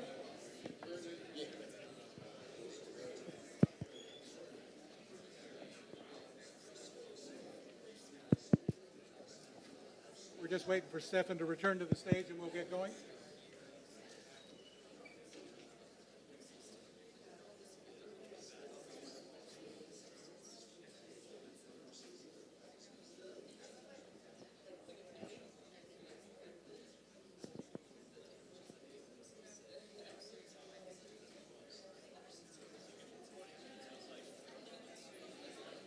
comes. Okay. Ladies and gentlemen, we're going to start right back up as soon as Stefan hits the stage.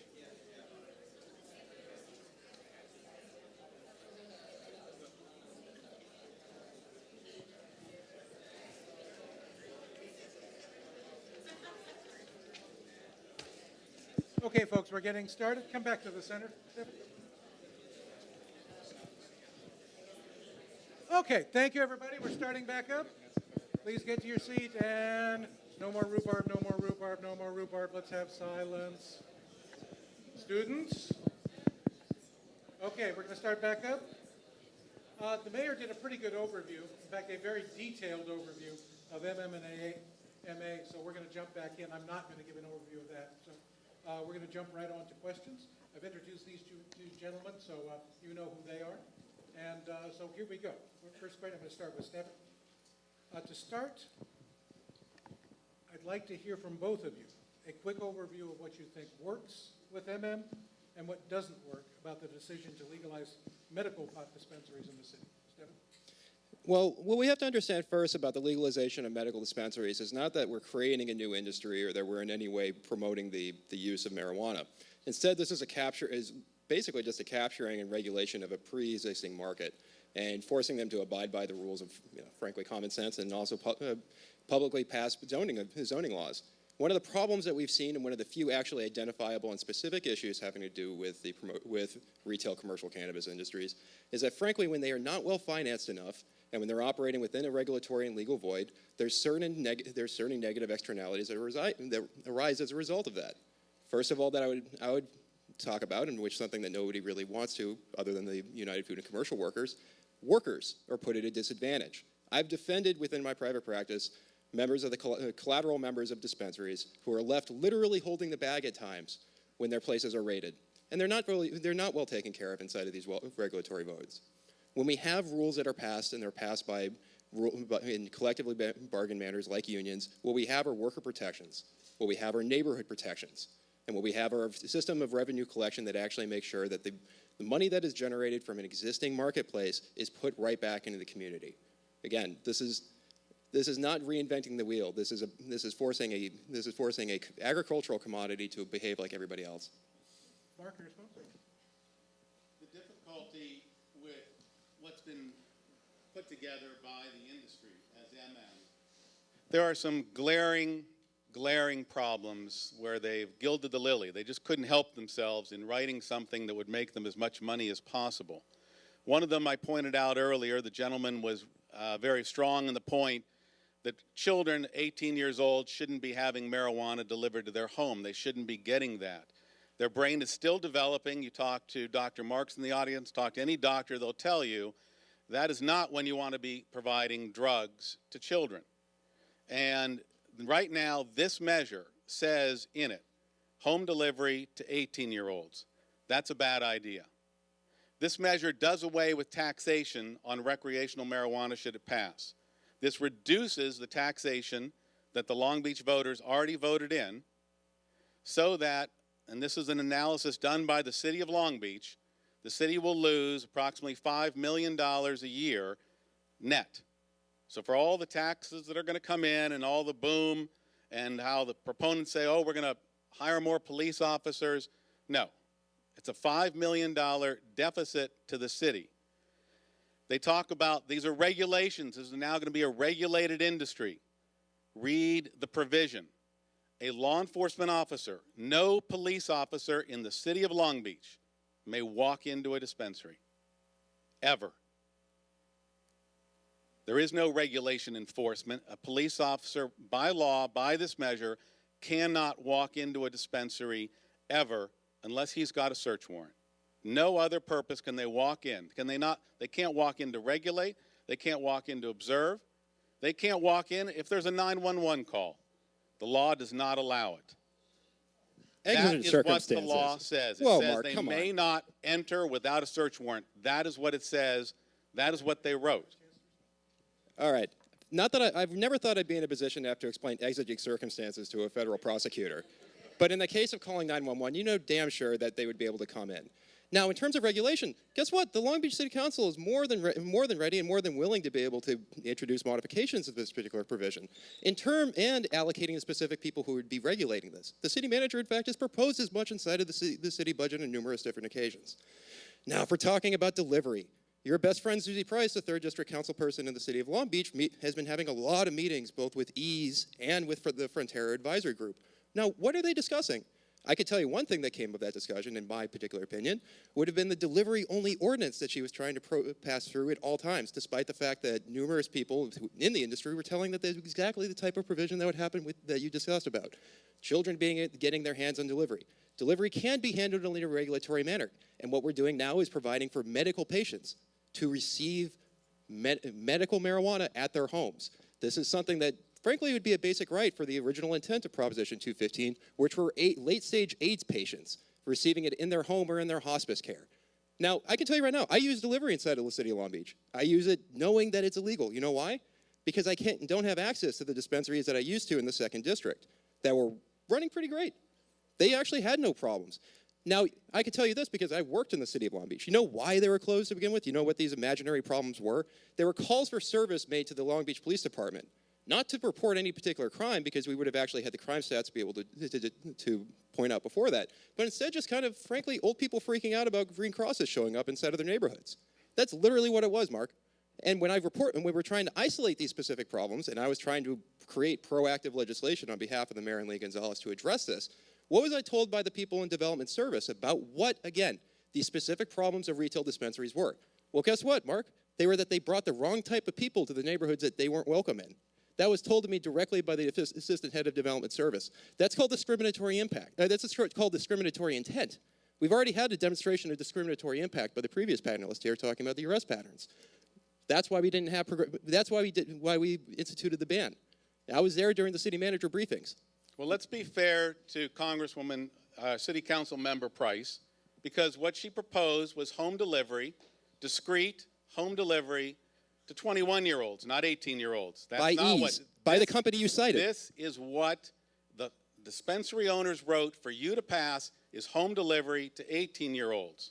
18-year-olds get cancer. So, and for all of the dispensaries that we had before, how many of them were illegal? How many could they not shut down? They'd shut them down, they'd be back up. We're going to have that again. But still, unless you go with MA as well, you are going to have a $5 million deficit. Why should the people of Long Beach pay for dispensary owners to make the money? We should have a logical bill that has the medical marijuana for people that are old enough to make that decision above 21, not deliver it home to children, not have the city paying tax money to underwrite this. Let the dispensary owners pay the cost, the carrying cost of what this is going to cost the city of Long Beach. All right, now if we're going to talk about the financial benefits that come from this, or the financial analysis that came from John Gross, it took into account the repeal of Measure A passed in 2010 in anticipation of Proposition 19. And what that did was tax cultivation specifically at what was it, $15 a square foot or something prohibitive like that? What they're doing is repealing that, and I can tell you right now, the city wasn't going to make any money on that to begin with because no cultivator in their right mind was ever going to grow inside the city of Long Beach unless they were forced to under a vertically integrated system, which is not legal right now under state law. Instead, what we're going to be doing in terms of the Measure MM, we're going to be passing the cost along to the consumers in an already previously passed 10% sales tax that we've passed with Measures A and B. So the city's going to be well taken care of. They're going to be generating a ton of revenue because guess what? They're going to be the only city that's going to be becoming affirmatively licensed in the first quarter of 2017. Then we're going to be if you take into account the taxes that you have, and frankly, I don't think that 6 and 8% on its face is necessarily a prohibitive tax rate, especially compared to other analogous businesses. However, what we're not taking into account is something that you have a ton of experience with, federal law. Federal tax law with IRS Schedule 280E effectively taxes businesses and my clients anywhere from 50 to 80% effectively because they can't make normal business deductions. What this means is that they're going to have less money to be able to pay their employees and pay any sort of state and local taxes. And remember, even if Long Beach passes any taxes at a local level, like Measure MA, they still are subject to the taxes that are going to be coming at the county level. And I've been following the Board of Supervisors. They almost passed a 10% sales tax to be able to fund a homeless program the first go around, and they I know Janice Hahn, and she's probably going to be trying to do something similar when she comes in next year. But right now, reduces the tax that's there and does away. The tax, if They start sales recreational taxes. passes, zero tax. Sales tax is at 10%. And so the city is still going to pay, based on the analysis, it's still $5 million deficit. All right? That's their analysis, the city auditor's analysis of what it's going to cost this city. Why should it cost this city? This should be cost neutral to the city. What other business gets to operate at the cost of the city and says no law enforcement officer can ever come in my business? The Who energy, else does that? the energy business, the business in which you advise in your professional life as for white-collar criminality, enforcement walks receives on there all it. the time. Okay, hold up, gentlemen. We're going to move on to the next question. This one will start with Marc.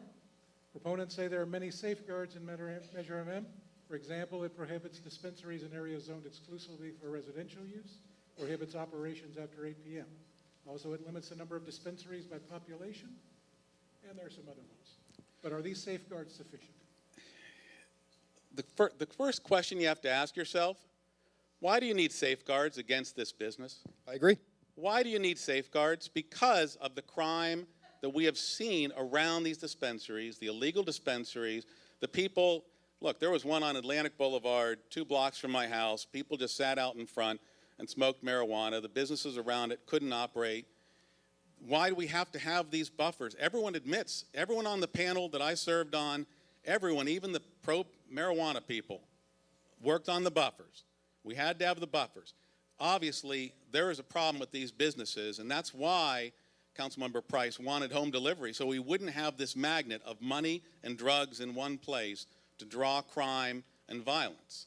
So is it enough that it's not in a residential area? No. The buffers that were discussed by the panel were far more than that. Is it enough protection that we're going to have what City Council had once proposed was, I think, 9 or 12. There's now going to be 36, which I think is one every 2 miles. 36 dispensaries in Long Beach. If you go to the weed map, you'll see you can get it anywhere around Long Beach very easily. You can get it delivered. And here's an announcement from Long Beach Doctor 420 Evaluations. You can get an online evaluation from a doctor in 10 minutes. In 10 minutes, you can go online and get a recommendation, because it's not a prescription. No doctor would write a prescription because his license would be revoked. It's a recommendation, and in 10 minutes, you too can be getting medical marijuana for whatever ailment you'd like to tell them you have.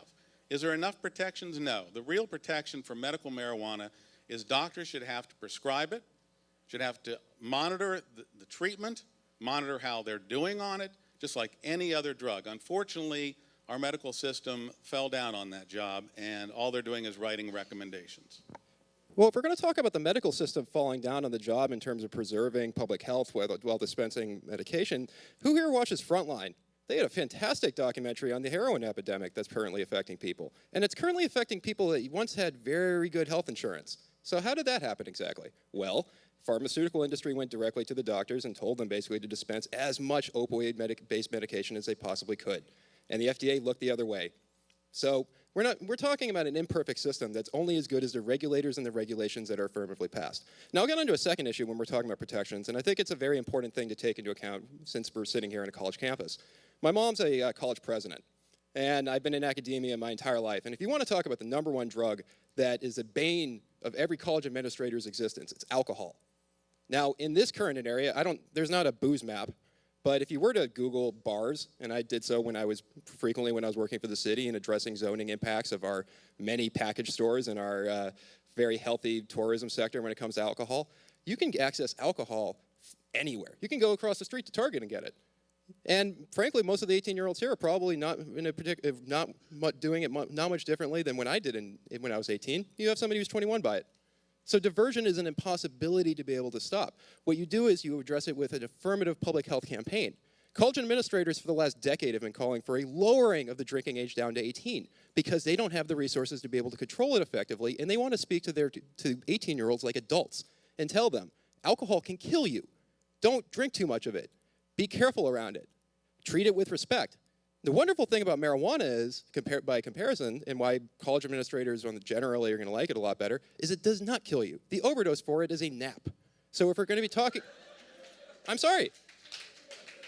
If we're just talking about the clear public health impacts of this particular drug, let's not treat it like plutonium or like, frankly, one of the fine members of the energy sector who passed through a bill when I was working for the city council, allowing for unmonitored and uncovered coal trains to be coming through the 9th, 7th, and 1st districts for 30 years without any sort of environmental protection. That coal dust that you see all around campus and everywhere else in Long Beach, that came as a result of it. You're breathing it in for the next 30 years. So what did we do about that? Well, we didn't even have an environmental impact report. We, as Robert told you right here, we kind of breezed through that issue and focused instead on this huge problem of marijuana that was affecting everybody. So where is the legislative priority if we're going to be addressing this purely from a public health standpoint? We've overstudied this issue. We've beat it to death. All the facts are there. Versus the ones where we're going to be going at for the next 30 years, we're going to be seeing the negative impacts from that bad air quality. So I believe in the neighborhoods of the city. I believe that we have the affirmative regulations in place that will be able to make sure that people who are qualified medical patients are going to have consistent access to it after the passage of this particular measure. And I hope that they don't also pass this compendium tax measure, which is only going to serve to make sure that a healthy black market is instilled, existing alongside licensed businesses who are trying to do things above board. You have to tax it in order to balance out what it's going to cost the city just to monitor this operation. There's just no other way around it. That's why the mayor was here. And while I showed up late from a deposition, I'm sure that's what he talked about, is the need to do that, is to balance out what this is going to cost the city. That's plain and simple. Should we clean the air? Sure. Should there be less smoke? Sure. Should there be less cancer? Sure. Have they studied the cancer caused by regular marijuana smoke? No. But we know it's there. There is there. Mark, let's hold that thought so I can transition it. Let's go deeper into those topics. The city's director of financial management determined this measure will cost the city a net loss of $5 to $7 million. Proponents say Measure M will send millions of dollars into the city's public safety and other local services. Who's right? I mean, it's hard to tell. We're talking about a complex overhaul of a regulatory system while bringing in new revenue streams into the sixth largest city in California. Now, I will say this. I will bet you $1 right here, Mark, that the city will be seeing a massive surplus as a result of the passage of this, no matter what comes of it. Now, what we should be talking about is, if we go with this particular measure, will it cover not only just cover the cost, but will it allow the businesses that are applying and are saying we want to exist in a regulatory manner? Will they be able to compete with the people on the weed map? Because those people have no desire to ever comply with affirmative regulation. Because they come to me, they ask me questions about trying to get representation, and when I start telling them about the long, arduous process it's going to take to them to be able to apply for these licenses, and then the taxation that they're going to be able to face, I never get a call back. But the people who are stepping out in front of the breach and saying that, yeah, we can be able to operate in this. We're going to be well-financed enough to be able to pay more than the tourism industry is paying their employees for people who are going to be locally based. We're going to be able to pay for the youth programs that are going to be required under 64. These businesses are healthy enough to be able to compete, only if they're provided this original boost to be able to get a hold into the ground. So right now, in Los Angeles County, there are more marijuana dispensaries, illegal and legal, than all the McDonald's and Starbucks combined.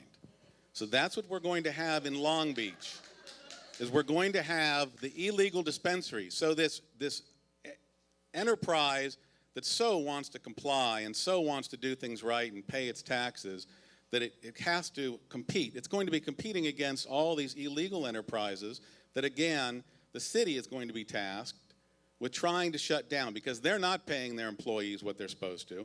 They're not following the law.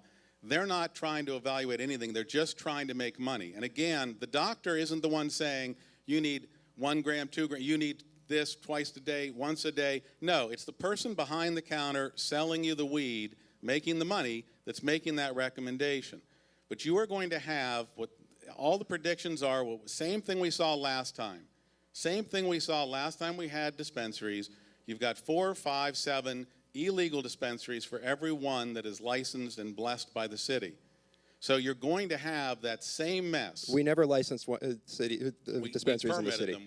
We had ones that were allowed, and we had a ton that were not. That's going to happen all over again. It's happened obviously in Los Angeles.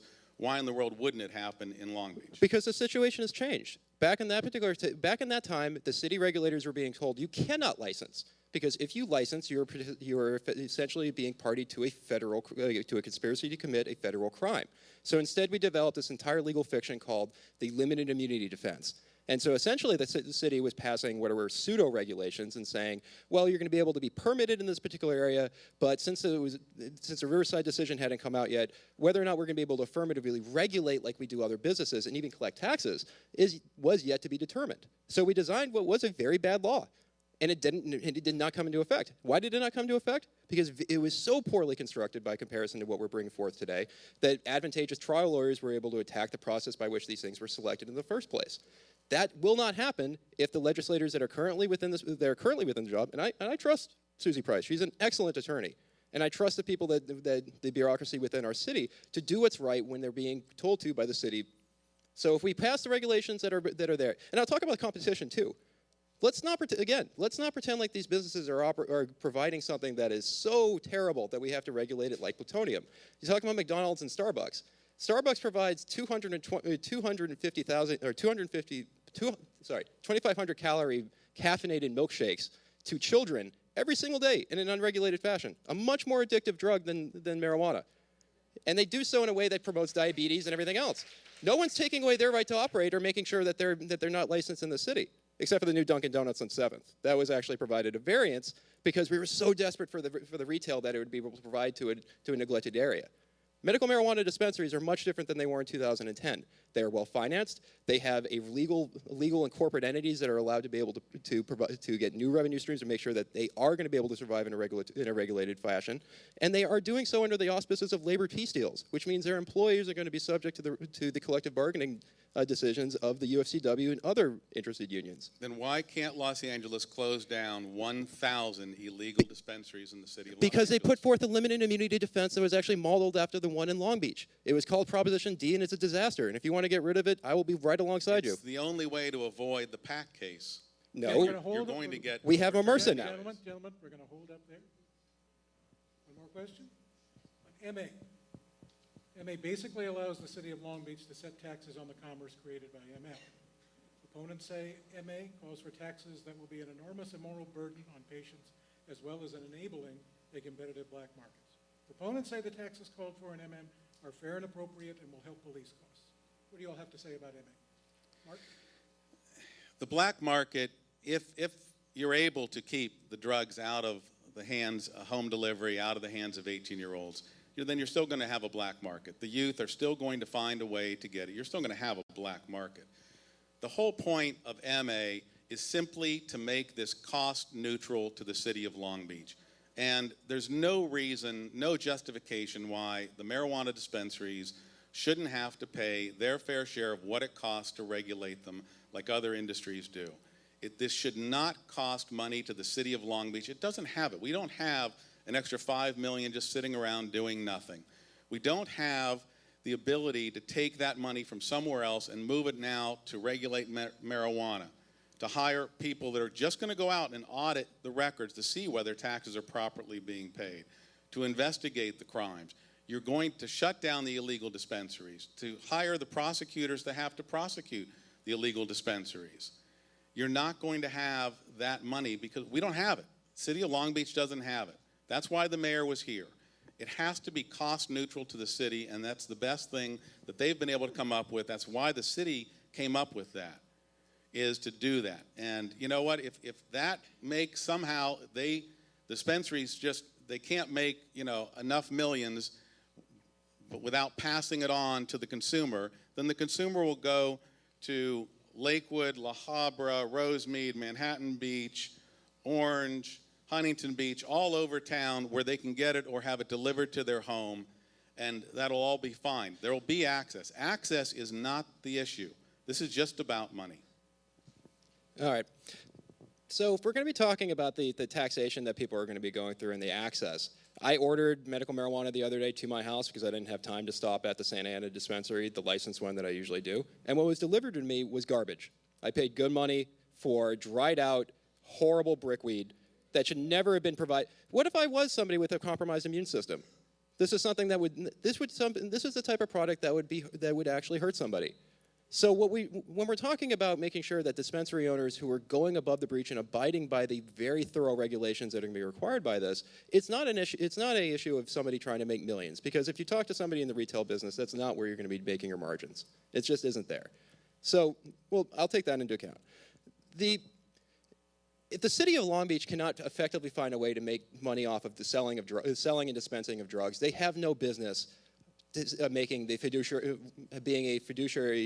having a fiduciary responsibility over the city. This is not a very complex issue on that particular front. It's like any other business activity that takes place within the city of Long Beach. You find the appropriate level to tax it to cover the negative externalities and get a piece for the city, and then you put it forth and then you redistribute it in a way that better impacts the people within the citizens of this particular city. That's not the complex issue that we're talking about here. We have a different burden. When you're trying to eliminate the black market, and you could see within the experiment for ending prohibition for alcohol from the 30s to the 60s, we took a very tightly controlled model. We took what were very high taxes, and what we found out at the end of the day is you have the tools to be able to control this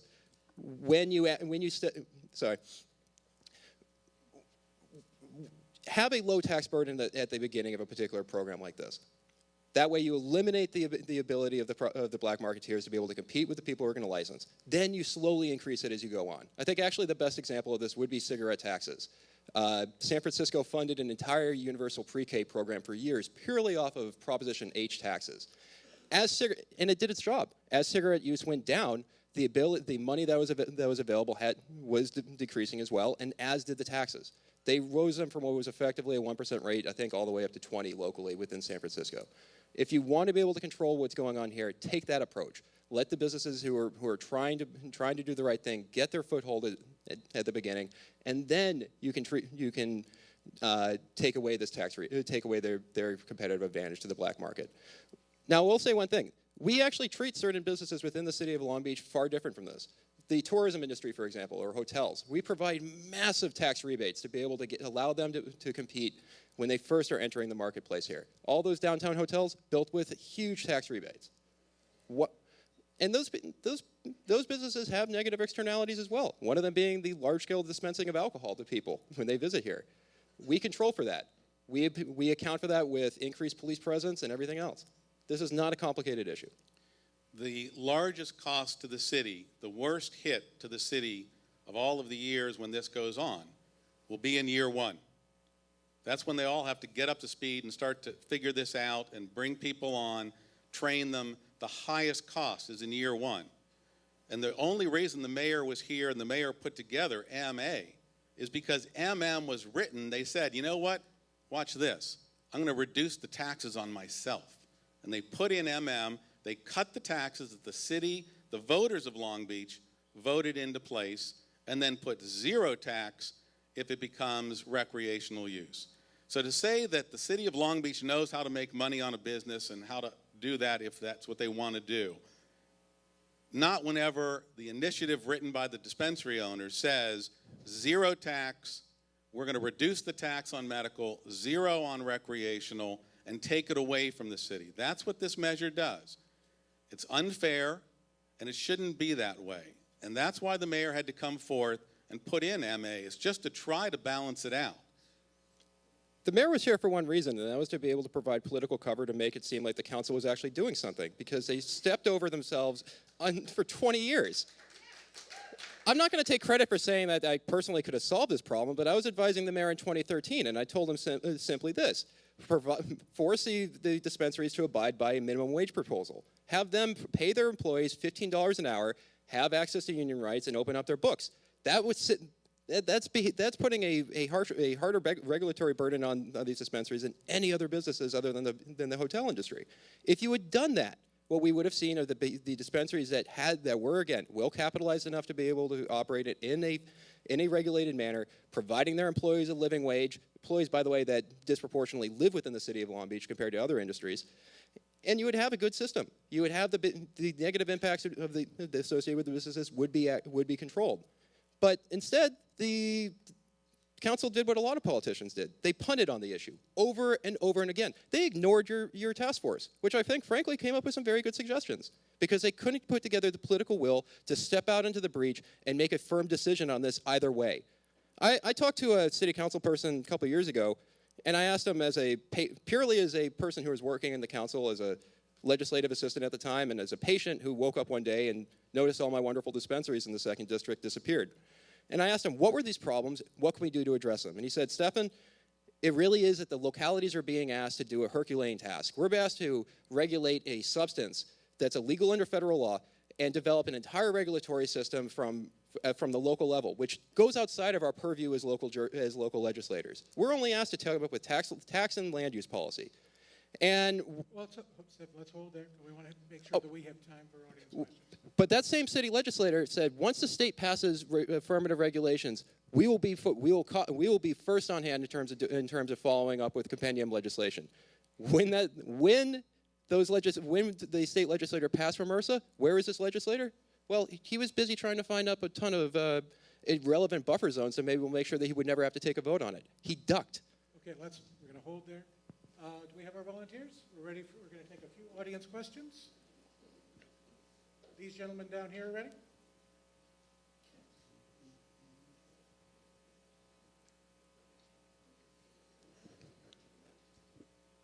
Good evening. Hello. Talk loud, sir. Go ahead and shout out your question, sir. Okay. Good evening. Thank you for being here. Mr. Greenberg, my name is Randy Hossauer. I'm a retired Long Beach police lieutenant who is a proponent. But having said that, I have a question for you about law enforcement costs. Now, the black market is going to exist whether MM and MA are passed or not.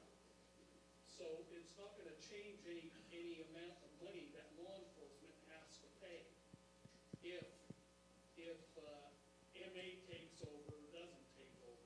So I'm curious, where's the increase in cost to law enforcement? Sure. So if we have, as this MM says, 36 blessed dispensaries, if history teaches us anything at all, we will have, let's say, 4 times as many illegal dispensaries. Law enforcement then has to go out and try to shut them down. The one that was around the corner from my house, there was a fella sitting outside in front, and actually this is what got me involved in even having a concern about this, is he had one sidearm here and one in the back, and all that man was the first man down should there be a robbery. But that was an illegal dispensary. They had guns in with the drugs. It's called a 924C count under federal law. It's a 5-year mandatory add-on. Those are the problem. You're going to have, now realize, I mean, no law enforcement is allowed to step into a dispensary based on this law. So they can't go in there, but there's going to be, let's say 100, let's say 150 over time, illegal dispensaries that the city attorney has to try to shut down through law enforcement, go in, shut them down, seize all the equipment. You're going to have an entire task force of law enforcement, prosecutors, city attorneys, just trying to keep the illegal dispensaries, the one that even my friend here would say shouldn't exist in this city, trying to shut them down, and that will be a cost. So do we ignore the black market that's already out there? Because it's not going to change. The black market is already out there, and you already have law enforcement involved in that. I believe it's far more. Certainly, I will tell you, in my 10 years as a federal prosecutor, I never prosecuted a single person for marijuana possession. I never prosecuted anyone for less than $500,000 worth of cocaine in their possession. Marijuana isn't really the federal law enforcement problem from a drug trafficking standpoint and money laundering. It's really the heroin, the cocaine that we would go after. You're going to have the black market out there on all those scales as long as there's money to be made in selling this to children. It's going to happen. But all I'm saying is this is an additional layer of a new job that doesn't exist right now in Long Beach. We don't have all these illegal dispensaries to shut down. And so that's going to be an added cost.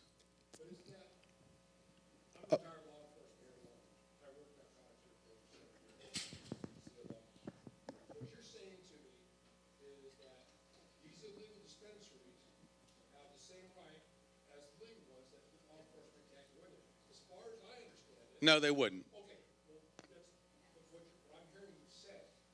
Maybe I'm interpreting it wrong.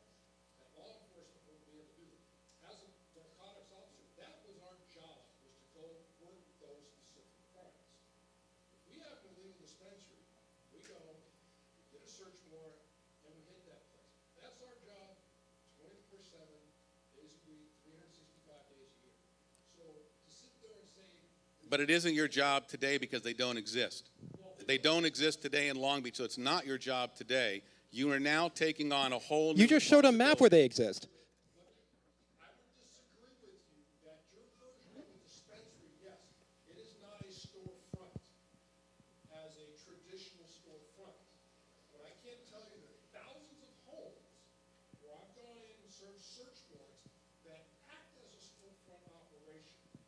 Where we sit there, go through the process, still do the arrest process and everything else. I understand what your intent is, but my serious problem with the government in all this is that the U.S. government got a patent on marijuana, okay? Because they want to control. This is going to get back down to what Big Pharma wants and not what the people want.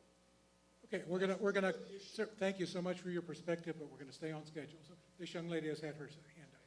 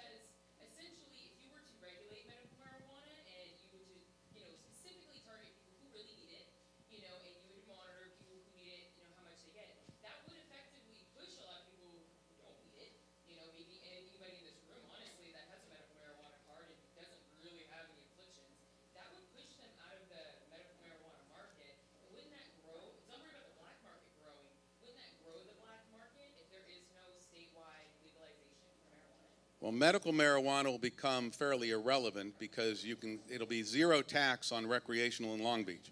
So why would I go in and say I've got a medical card? I can get zero tax on recreational. So forget medical. I'm no longer a medical patient. Geez, my back feels great now. I'm just a recreational user.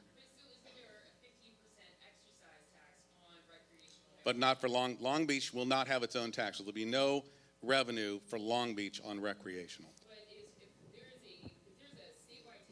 That goes to the state. Yeah, that goes to the state, but the state is expected to make around, over $1 billion, I believe. The state is expected to make over $1 billion on recreational marijuana, and then that, money is allocated to certain things like youth programs, environmental restoration, other things. But then there's a chunk, I think it's around, correct me if I'm wrong, I think it's around $20 million that the cities just get, and they just get it to just do whatever they want. If they opt in and they allow for access. Right. But what you're talking about is, will this impact the black market? And realize, again, my colleague here wants the dispensaries to pay $15 an hour minimum wage. The guy that you're talking about that's running it out of his house isn't paying his kids or anybody else to run to the door $15 an hour. So they can always undercut the market no matter what you do about it. No, it is taxed now. It is presently taxed. Under What they did was they reduced the tax. But the voters of Long Beach just for long cultivation ago passed the tax. But I will say this thing, there's an important thing to bring up with the labeling thing. Because if we talk about the system that we have right now and saying that we have a medical system, I actually disagree with that. And we have what is called a quasi recreational system or a quasi-adult use system, because as you say, you can opt into it with a doctor's recommendation. However, I think from a legal perception, especially a legal defense issue, it's very disingenuous to look at the people and judge them and say, oh, you're a 30-year-old man who looks like you're in good health. Why do you need this medical marijuana card? Well, I'm a criminal defense lawyer. And I don't want, if it was between somebody having a valid criminal defense and avoiding all the massive criminal consequences that come as a result of it, or talking about, or getting a medical marijuana card, I'm always going to advise that person, if they are choosing to use marijuana, to get the card. Because the consequences of not doing so, and the decision then to always participate in a black market, are far too deleterious. And if we're talking about the folks who are abiding by it, again, every time that you're consuming marijuana, you're making an active choice to be, frankly, participating in a drug that is less harmful than alcohol or less harmful than any other street drug. Okay, it's an issue of harm reduction. We're trying to get a couple more questions in from the audience. You have this young man in the back. You ready? Just shout it out. Earlier, you mentioned a link between smoking marijuana and cancer. I was just wondering, what scientific evidence do you have for that? I've read quite a few. You're smoking something, you're taking smoke into your lungs, unfiltered. And so you're doing that on a regular basis. Yes, they do have lung cancer. You are going to get it. You're putting a pollutant into your lung, just like you do with cigarette smoke. You're still going to have those kinds of problems. Or your colleagues in the energy industry. And, you know, I'm more than happy to clean the air of Long Beach. I breathe the air of Long Beach, but that's not what we're here to talk about. We're going to stay focused on the Long Beach measures. Last question. Sir?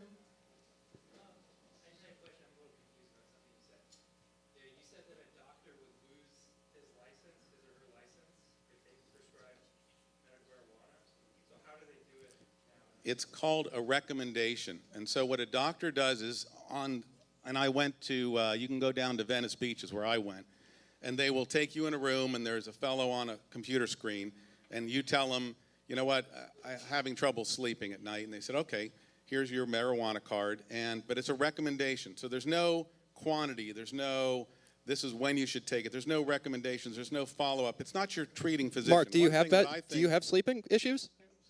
No, but if he's admitting to lying to a doctor in order to get a card, that's a crime.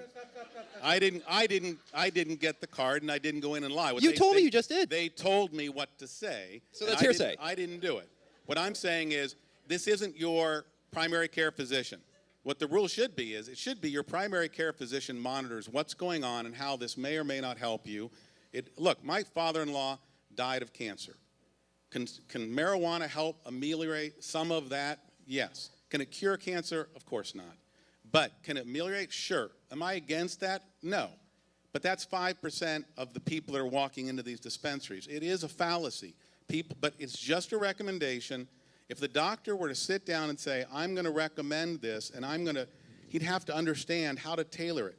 Now, there are pills you can get from the pharmacy that have THC that a and doctor side effects. that can do that. But right now, the doctors are not monitoring this. They're not actually treating it like a prescription, unfortunately. Hold up right there. Stefan, last word on this. If we're going to be talking again about the private medical decisions that somebody makes on a regular basis, there are things inside of your medicine cabinet right now that can kill you. There are things right now that inside the household products of yours that can poison your children and can cause all sorts of harms to your family. And all of them are available over the counter inside the city of Long Beach. We have a plethora. In fact, if you have asked me, we have way too many ABC licenses. And when I worked for the city of Long Beach, those are the ones that the LBPD came in and complained about all the time. 900 places where you can get alcohol. We sell something called buzz bombs inside the city of Long Beach, which are a terror to the administrators inside CSULB. It's gelatinized alcohol that you can throw inside of a punch or anything else, and it's pure ethanol. Something that can kill you and can easily do so. Marijuana, if you're talking about the reason I'm such an evangelical about it is frankly because from a municipal law perception, it is a godsend. It's a agricultural commodity that has mild side effects, and when produced is a labor-intensive product that is easily controlled and has a clear source of revenue. We're not even introducing it to the city of Long Beach. All we're doing is providing a framework of rules so that these businesses will behave like every other business inside of the city of Long Beach and abide by the desires of our neighborhoods. It's a good idea. And make it cost neutral and allow law enforcement to walk in the door. Get a search warrant. Let's hold it right there. Gentlemen, thank you so much. It's been an incredibly lively evening. Folks, I'm sorry we couldn't get all your questions, but these folks are probably eager to engage you on the way out. Can we please hear it for our panelists? And with that, everybody have a lovely evening. Everybody who hasn't registered to vote, I hope you took advantage of the registration stations out there. And let's see you all on Election Day. Thank you for coming.